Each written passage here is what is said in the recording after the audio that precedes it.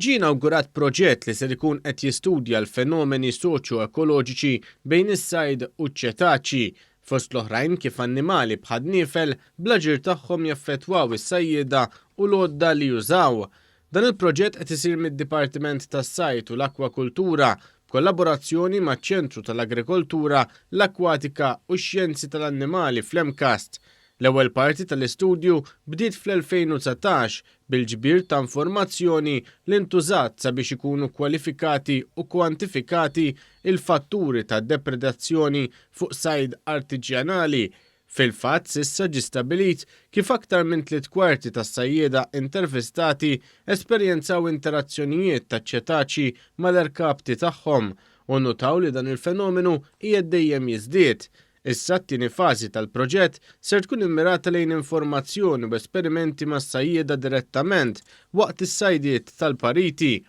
L-esperta tas-sajd fih dan il-Ministeru għas-Sajd, Dr. Alicia Buġejja Sajd, spjegat kif din ir-riċerka ser twassal għat tfassil ta' numru ta' miżuri reġjonali. Meta inti ikollok riżultati reġjonali tkun tista' anke tressaq il-proposti tiegħek f'istituzzjonijiet ogħla anke l barra mill-pajjiż fil-livell tal-Unjoni Ewropea sabiex flimkien nieħu miżuri sabiex kemm nisalvagwardjaw l-ekonomija tas-settur tas-sajd u fl-istess ħin nassiguraw is-sostenibilità tal-ambjent fejn jidħlu l-popolazzjonijiet taċ-ċetaċi.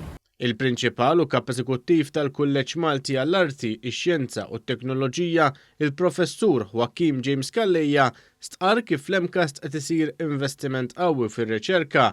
Innota kif dan il-proġett ir-riċerkaturi fl-EMCAST qed jaħdmu ma' riċerkaturi minn Spanja u l-Italja.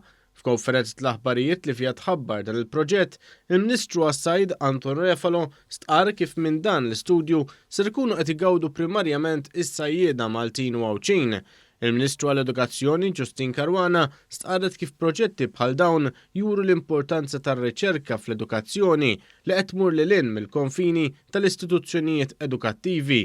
Il-manager tal-proġett Matthew Laspina appella lis-sajjieda sabiex jipparteċipaw f'dan il-proġett għal ġid tal-ambjent u tal-mistier tagħhom.